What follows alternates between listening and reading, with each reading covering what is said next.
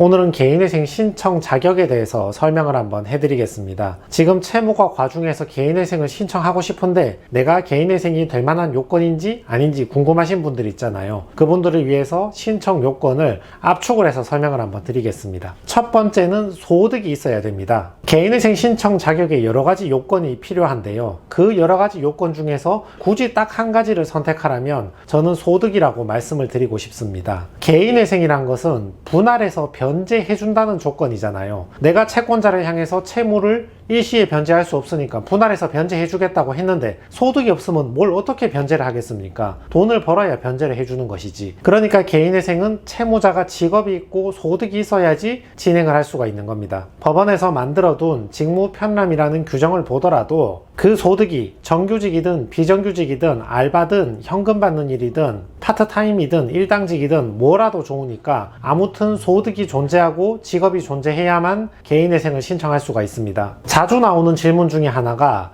내가 지금 다니는 직장이 4대 보험이 없는 직장인데 그래도 개인회생을 신청할 수가 있습니까? 이렇게 물어보시는 분들이 많거든요. 아무래도 개인회생을 알아보시는 분들 중에는 이미 채무가 오래되어서 계좌가 이미 압류되고 신용에 문제가 생겨서 이미 자기 명의로 통장을 못 쓰니까 현금 받는 일을 하든 또는 친인척이나 친구 명의로 직원으로 등록해 놓고 우회적으로 월급을 받고 있든 아니면 아직까지는 연체가 안 돼서 신용에 이상은 없지만 월급을 주는 사장님이 어떤 개인적 이유로 4대 보험을 들어주지 않고 월급을 지급하겠다 이런 분들도 많이 계시거든요. 그래서 이런 경우에 개인회생을 할 수 있는가 궁금하실 건데 가능합니다. 우리 법원에서 요구하는 신청 자격에 반드시 4대 보험이 가입된 직장일 것이라는 그런 요건은 존재하지 않거든요. 그러니까 4대 보험이 없는 직장, 계좌로 그냥 이체만 받는 직장, 3.3% 프리랜서 공제하고 주는 직장, 현금만 받는 직장 뭐든지 간에 소득이 있다면 개인회생을 신청할 수 있습니다. 또 자주 나오는 질문이 내가 최근에 취업했는데 지난주에 취업했는데 개인회생을 바로 신청해도 됩니까? 아니면 6개월이나 1년 정도 다니다가 신청을 해야 됩니까? 이렇게 물어보시는 분들이 많이 계시거든요. 바로 신청하셔도 가능합니다. 우리 법원이 만들어둔 규정에 따르면 취업하고 몇 개월 있다 신청할 것을 요건으로 하지 않거든요. 최근에 취업해도 얼마든지 개인회생을 신청할 수 있습니다. 아무래도 지금까지 자영업을 하는데 자영업이 힘들어서 폐업하고 바로 취업해서 개인회생을 하고 싶으신 분들, 다니던 직장에서 개인적 사정으로 그만두게 됐는데 새로운 직장에 가서 바로 취업해서 신청하고 싶다. 이런 분들이 많이 문의를 주시는 거겠죠. 최근 직장이라서 안 되는 게 아니라 4대 보험이 없어서 안 되는 게 아니라 대체로는 허위 직장인 경우가 많이 있거든요. 4대 보험도 없고 최근에 취업했다 그랬는데 알고 보니까 다니지도 않는 직장인데 아는 사람한테 부탁해서 이름만 걸쳐놨다거나 또는 한 달 다니고 그만두고 다른 데 간다거나 이런 식으로 직장이 정확하지 않기 때문에 안 되는 것이지 4대 보험이 없든 최근에 취업했든 확실히 다니는 것만 맞다면 개인회생은 가능합니다.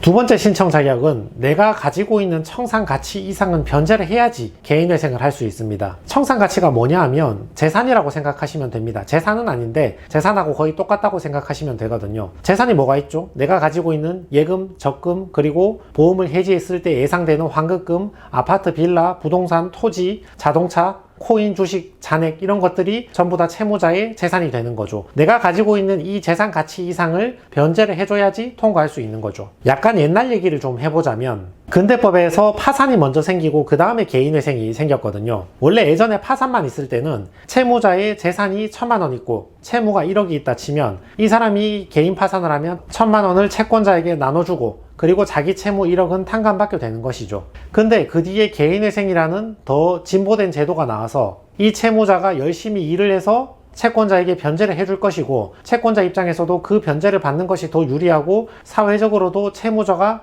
무직이 되지 않고 계속 직업을 가지고 자기의 재산을 계속 소유한 상태에서 일을 해서 변제하는 것이 모두에게 이득이기 때문에 채권자가 채무자의 개인회생을 동의해주고 파산이 아닌 회생으로 진행해보자 이렇게 제도가 생겼단 말이죠. 근데 채무자가 개인회생을 하겠다고 해놓고 변제 계획안을 만들어 갔는데 자기의 재산은 1,000만 원인데 3년 동안 900만 원 변제하겠다고 변제 계획안을 만들어 가서 채권자한테 동의를 받으러 간 겁니다. 이걸 채권자가 동의를 해주겠습니까? 어떤 채권자가 동의를 해주겠습니까? 지금 당장 파산시키면 1,000만 원 받아올 수 있는데 뭐하러 3년을 기다려서 3년 동안 900만 원을 분할 변제를 받겠습니까? 그러니까 회생을 할 때는 채권자 동의를 받기 위해서라도 채권자에게 파산보다 더 유리 유리한 조건을 제시를 해줘야 되기 때문에 파산했을 때, 청산했을 때 배당받을 수 있는 금액, 그 재산보다, 청산 가치보다 채무자는 더 많은 돈을 변제를 해줘야 되는 겁니다. 다만 지금 현대의 개인회생 같은 경우는 채무가 작은 개인들을 대상으로 하니까 채권자 동의 절차를 생략을 해버렸거든요. 그러니까 채무자들은 가끔 이해를 못할 때가 있지. 내가 재산이 많다고 아파트가 있다고 왜 변제를 많이 해야 되냐? 재산이 많아도 변제를 조금 하고 싶다, 이렇게 생각하실 수가 있는데, 회생이란 제도가 애초에 태어날 때 채권자한테 동의를 받아야 했고, 그 동의를 받기 위해서는 파산보다 더 나은 조건을 제시를 해야 됐기 때문에 기본적으로 청산가치 이상은 변제해야 되는 것입니다. 다만 이걸 알아보시는 대부분의 채무자들은 재산이 없기 때문에 있다 하더라도 명목상 아파트일 뿐이지 대부분 담보대출이 가득 차 있는 경우가 많고, 보증금이라 하더라도 재산으로 인정받지 못하는 소액보증금만 가지고 있는 경우가 대부분이기 때문에 이게 문제되는 경우는 거의 없죠.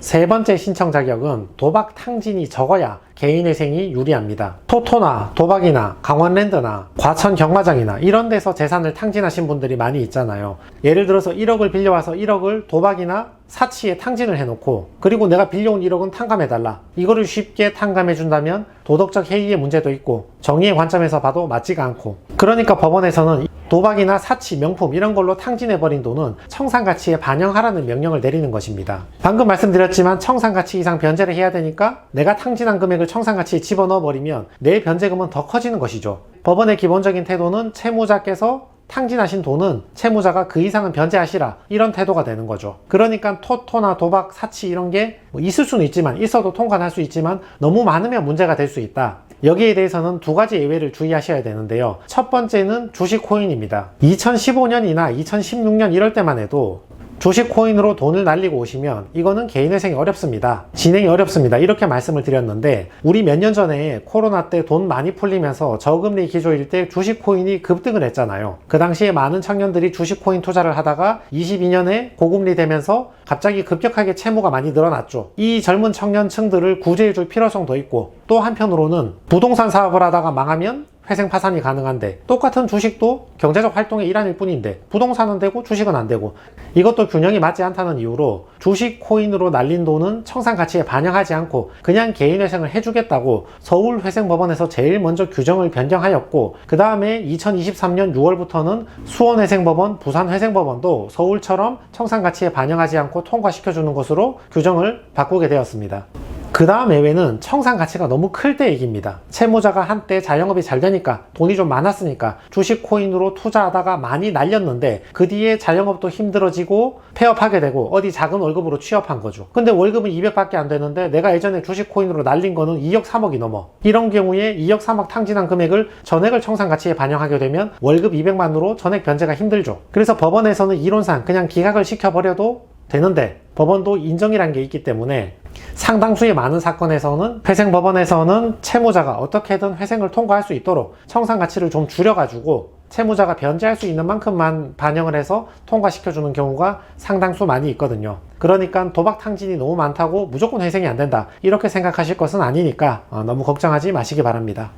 자, 그래서 개인회생의 신청 자격에 대해서 알아보았습니다. 소득이 존재해야 되고 청산가치 이상 변제를 해야 되고 도박이나 사치 같은 탕진 내역은 너무 많지 않는 게 좋다. 이 정도 기억만 하고 계시면 내가 개인회생을 할 수 있는지 없는지에 대해서 어느 정도 윤곽은 나올 것이라고 생각을 합니다.